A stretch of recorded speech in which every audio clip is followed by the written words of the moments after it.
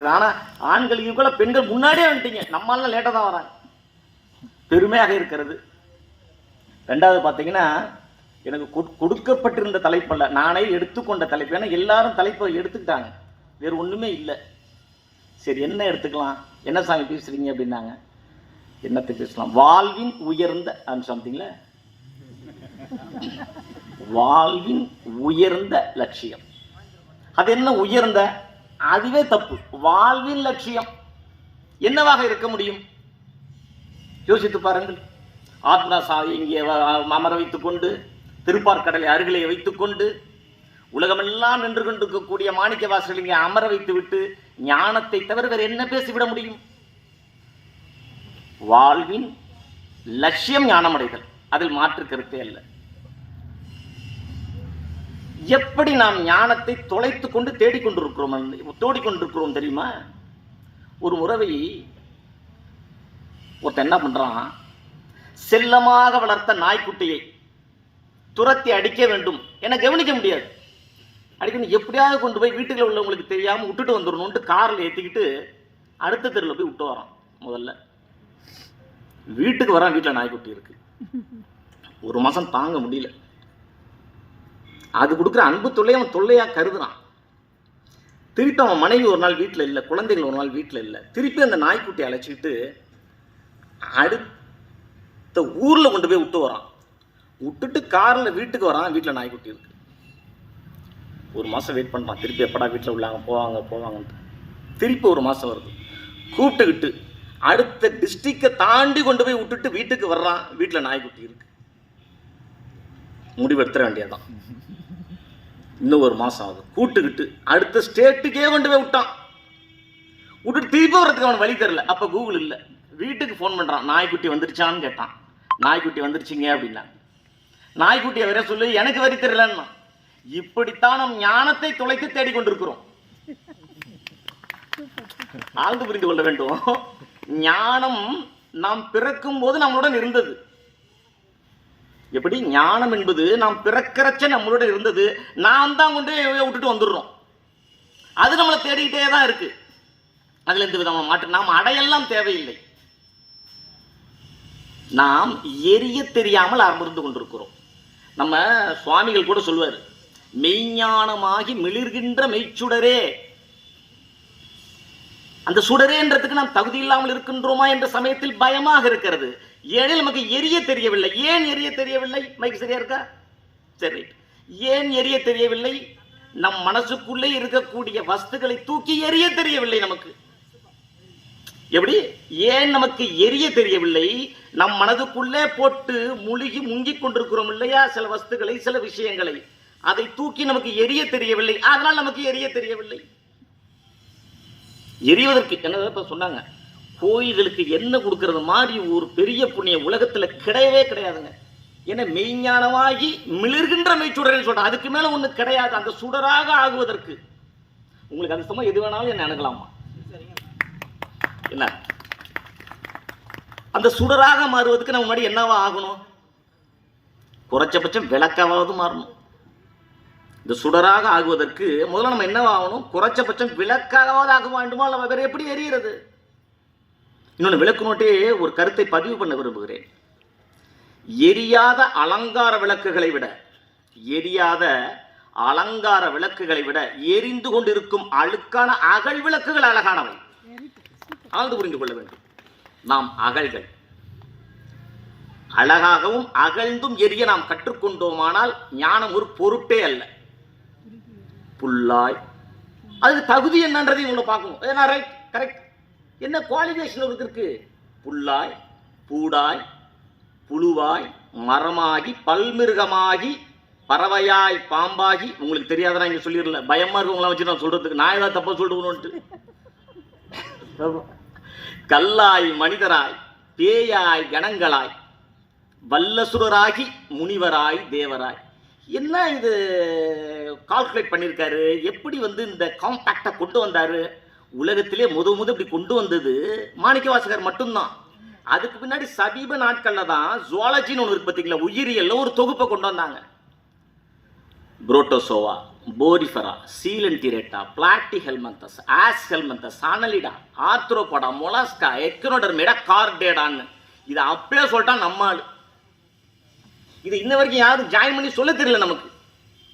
இது எவால்யூஷன் சொல்லுவாங்க, பரிணாம வளர்ச்சி தத்துவம். அதை அப்பயே அவர் சொல்லிட்டு போயிட்டாரு. அது இன்னொன்று ஒன்று தெளிவாக ஒன்று உள்ளுக்குள்ள ஒன்று புகுத்துறாரு பாருங்க, ஸ்க்ரூ டிரைவரை. மனிதனுக்கு முன் கல்லாய். அதையே சார் மனிதனுக்கு முன் மரத்தை வச்சிருக்கலாம். அது என்ன கல்லாய்? அவருக்கு முன்னமே தெரிந்திருக்கிறது. பின்னால் நம் தமிழர்கள் இப்படித்தான் சொல்லிக் கொண்டிருப்பார்கள். கல் தோன்றி மண் தோன்றா காலத்தை, முன் தோன்றிய மூத்த குடி அல்லவனம் குடி. கல் தோன்றி மண் தோன்றா காலத்தே, முன் தோன்றிய மூத்த குடி அல்லவனம் குடி. அதுவும் சும்மாவா தோன்றியது? வாளோடு அல்லவா தோன்றியது? வாளா இருப்பானா? பட்டண அறுத்தான் பற்றை அப்போதே. ஆழ்ந்து புரிந்து கொள்ளும். பட்டண அறுத்தான் பற்றை அப்போதே. நெஞ்சிலே அறங்கொண்டான். நம்ம வில்வம் ட்ரஸ்ட்ல உள்ளவங்களுக்கு போல நெஞ்சிலே அறங்கொண்டான், புற்றிடம் கொண்டான். புற்றிடம் கொண்டான் என்ன தெரியுமா? ஆத்மநாத சுவாமி. ஆத்மநாத சுவாமி மட்டுமல்ல, நீங்களும் புற்றிடம் கொண்டான் தான். ஒரு புற்றை நாம் எப்போது வணங்குவோம் தெரியுமா? எப்போது வணங்குவோம்? எல்லா புத்தியும் வணங்கிடுவோமா? பாம்பு இருக்கும் புற்று வணங்கப்படும். அது தெரியுமா உங்களுக்கு? பாம்பு இருக்கும் புற்றுக்கு தான் நம்ம ஒரு ஜாக்கெட் துணியை சுற்றுவோம், ஒரு வேட்டியை சுற்றுவோம், ஒரு மஞ்சள் துணியை சுற்றுவோம். புற்று என்பது வேறொன்றும் அல்ல, நீங்கள் தான். அதில் பாம்பு என்பது வேறொன்றும் அல்ல, குண்டலினி. பாம்பு இருக்கும் புற்று வணங்கப்படுவதைப் போல குண்டலினி இருக்கும் புற்றாகி நீங்கள் வணங்கத்தக்கவராக மாற வேண்டுமெனில் ஞானம் அடைந்தே தீர வேண்டும். வேறு வழியே கிடையாது. ஏனெனில் வாழ்வின் உயர்ந்த லட்சியம் அல்ல, வாழ்வின் லட்சியமே ஞானம் அடைகிறது. அதற்கு என்ன சாமி பண்றது? ஓர் அறிவிலேருந்து 6 அறிவு வரைக்கும் இப்போ சொல்லியாச்சு. புரோட்டோசாவிலேருந்து கார்டேடா வரைக்கும் சொல்லியாச்சு. அந்த கார்டேடாங்கிறது என்ன தெரியுமா? முதுகெலும்பு உள்ளவை. குரங்குக்கும் இருக்கு, நாய்க்கும் இருக்கு, நமக்கும் இருக்கு. வித்தியாசம் என்ன? வித்தியாசம் என்ன? அறிவினால் ஆகுவதுண்டோ பிரிதின் நோய் தன்னோய் போல் போற்றா கடை. பிறருக்கு ஏற்படக்கூடிய துன்பங்கள் நமக்கு ஏற்பட்டால் தான் நம்ம அறிவுடையாக இருப்பதற்கு சாத்தியம் என்று வள்ளுவர் கூறியிருக்கிறார். ஆனால் இப்போ வேதனை என்ன தெரியுமா இருக்கு? கடைன்னு முடியுதா திருக்குறள்? எங்கேயாவது நம்ம ஈவினிங்ல போயோ இல்லை காலைல போயோ பஸ் ஸ்டாண்ட்லயோ ரயில்வே ஸ்டேஷன்ல போய் கடை எங்க இருக்குன்னு நீங்க கேட்டு பாருங்களேன். அவன் சொல்ற கடையே வேற மாதிரி தான் இருக்கும். 12 மணிக்கு தான் திறப்பாங்க. அம்மா சீக்கிரம் போயிடுவீங்க, மூடிடுவாங்க போங்க அப்படிமா. இப்போ கடைனாவே ஒரு மருந்து கடையோ, ஒரு பெட்டு கடையோ, உள்ள செலவு கடையோ, ஒரு நாட்டு வந்து கடை. கடனாவே பொதுவாக இதெல்லாம் நீங்கள் உணர்ந்து கொள்கிறீங்களா இல்லையா? அப்போ நீங்கள் நல்லா போய் சொல்லு சாமி. நான் கோயிலே பணி புரிந்திருக்கிறேன், ஒரு குருக்கெல்லாம் பணி புரிந்திருக்கிறேன். கோயிலுக்கு வரும்போது தயாரெல்லாம் நம்ம போக மாட்டோம், பார்த்துருக்கீங்களா? அங்கே போய் தான் விபூதி கொடுக்கும்போது கவர் இருக்கா, பேப்பர் இருக்கா, ஒரு காலண்டர் மடிக்கிறதுக்கு என்ன ஆகுமா, என்னெல்லாம் போட்டுட்டு போய் செவுத்துல தடவுவான். எல்லா வேலையும் பார்ப்பான். ஐயர் வந்து இது தட்டை நிப்பாட்டு. அப்புறம் தான் 10 நோட்டை தேடுவான், உள் பாக்கெட் எடுத்துகிட்டு போவான், இந்த பாக்கெட் எடுத்துகிட்டு போவான், ஜிபே இருக்கான்னு கேட்பான். ஆனால் இந்த கடைக்கு போகும்போது நான் வாட்ச் பண்ணியிருக்கேன்.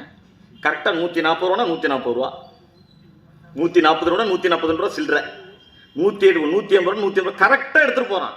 இதில் இருக்கக்கூடிய புத்திசாலித்தனமும் விழிப்புணர்வும் குறைஞ்சபட்சம் கோயிலுக்கு போகும்போதே இருப்பதில்லை. இதெல்லாம் ஏன் பொது இடத்துல நான் சொல்லணும்னா, இந்த மாதிரி ப்ராப்ளத்தை நான் நிறைய ஃபேஸ் பண்ணிட்டு இருக்கேன். சகோதரிகள் வந்துட்டு கூணி குறுகிட்டு இருக்காங்க, அழுது புலம்பிக்கிட்டு இருக்காங்க. சரி சாமி, அறிவியன் ஆகுதுண்டோ பிரிதின் நோய் தன்னூல்வில் போற்றா கடை. சரி ரைட், எங்களுக்கெல்லாம் இருக்கு, நீங்கள் ஒன்றும் சொல்லவில்லை. இதுக்கு பேஸ் என்ன? லேட் ஆகிட்டு இருக்கணும். சரி ரைட், இதுக்கு பேஸ் என்ன? இதுக்கு பேஸ் நாம் அறிவுடையவராக தான் இருக்கிறோம் என்பதுக்கு பேஸ் அன்புடையவராக இருக்க வேண்டும். சாமி அன்பு நான் கேட்டுருவீங்களா நீங்க? நம்மளுடைய சந்தோஷத்தை விட பிரத்யாருடைய சந்தோஷத்தை நாம் மேல் நோக்கினோம் என்றால் நாம் அன்புடையவராக இருக்கின்றோம். யார் மீதோ பட்டக்கல் உங்களுக்கு காயத்தை ஏற்படுத்தி விட்டால் நீங்கள் அன்புடையவர்.